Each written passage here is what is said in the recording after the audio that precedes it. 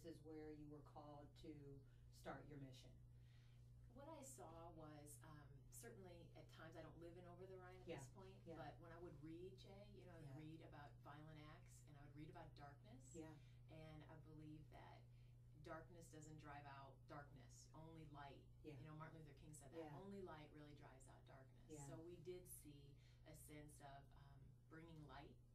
And yet there can be darkness anywhere. But sometimes on the front of your paper you might see it in Over the Rhine. But there's darkness. It could happen anywhere. But that was really the point of bringing that light and calling that out in each other. Because when you're using your gifts and your talents in a free way and you're giving it back to your neighborhood and you're serving others, boy, your light is really shining. So that was really, I hope I answered your question with that. You did. And Wendy, what made you decide to get involved? How did you find your way to Higher Branches? That is, actually Emily and I met 3 years ago, I think, in a very unusual place. We were in Mamelodi, South Africa on a mission trip together. Wow. And we met on the bus, and she was sitting right next to me, and we struck up a conversation, which was so much fun to meet such a wonderful person, like halfway across the globe. And then I had heard about Higher Branches through a place that I used to work, a nonprofit that I was working at, and it sounded so wonderful. But I really didn't get a chance to experience it till my friend Megan Bush and I had this idea and something we wanted to do. And it was around pampering women and doing this, but we didn't have a place for it. And she was out to dinner with Emily on New Year's Eve.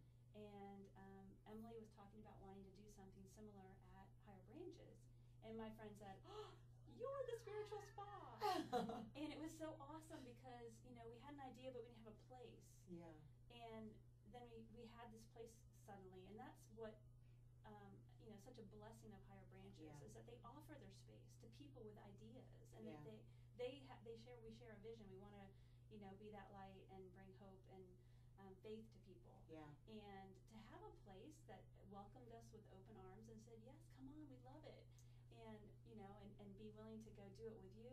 I'm like, I've never seen anything like that in all my time. So that is how I came to know and hear and fall in love with Higher Branches. Well, what a wonderful sense of purpose. Like, you hear these stories and you think, how will I know that what I want to do or am trying to do is what should be done? And to me, clearly, you've been led to a certain place, whether it be meeting each other clear across the globe, to having an idea that was founded in faith, or whether it be two women interested in making sure that other women understand the need that we all need a little pampering every now and again. So I'm very excited. We're going to go to a musical break. When we come back, we'll find out more about the spiritual spa, as well as as well as the other things that Higher Branches have to offer. I'm Jay All Day. The only question I have for you is, are you turned on? I oh so hope so. Jay, you're so fun. This is wonderful. This is wonderful. And it allows me, although I play all kinds of music, I do have artists who are specific to gospel or Christian, or so I love being able to kind of mix those in and be able to. This is another one, Atia, a young lady who's just doing great things in the city with contemporary gospel music. And so, you guys are to do that. You're giving her a voice. It's so wonderful that you can use your gifts to elevate others, lift others, to get a channel out. Well, I That's only such an feel encouragement. If I'm given. I don't know. Ever since I can remember, there's been a certain giddiness in giving something. Yes.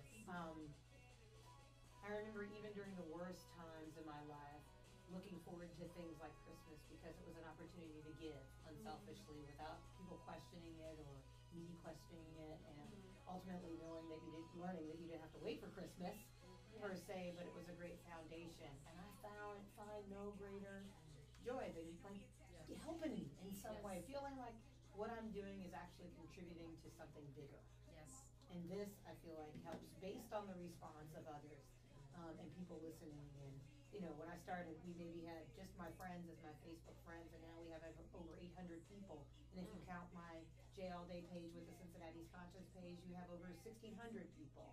And if you count the listening audience, you know, and who might tune in on any given day, it's about 2,000 listeners. And so just to expect something that you and your friends could enjoy to grow to something that others find value in, it blows my mind a little bit.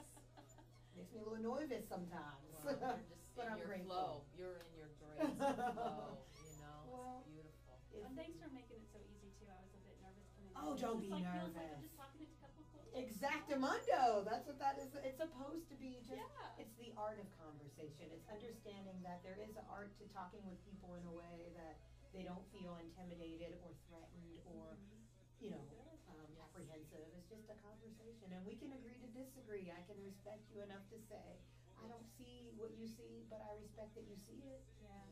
And I'm grateful for you sharing that perspective. Yes. So that's what this is. That's what this is. I think this group right here is going to be a lot more, I agree, amen. Okay, I can tell you right here, I get on the spot. Hello, this if is you one disagree, opportunity, but what I'm hoping that is through things like Higher Branches, maybe I can come in and we can host something there so people can kind of come in and kind of see, and also have folks who are there who may know certain things, but there's always something new that you end up finding out when people sit down and share conversations with each other. And again, I'll never ask or intrude. However, you know, a lot of times I suffer so you don't have to, and so me sharing those stories will allow some healing and some help without you having to actually go through them. Yes, sure. And so that would be great.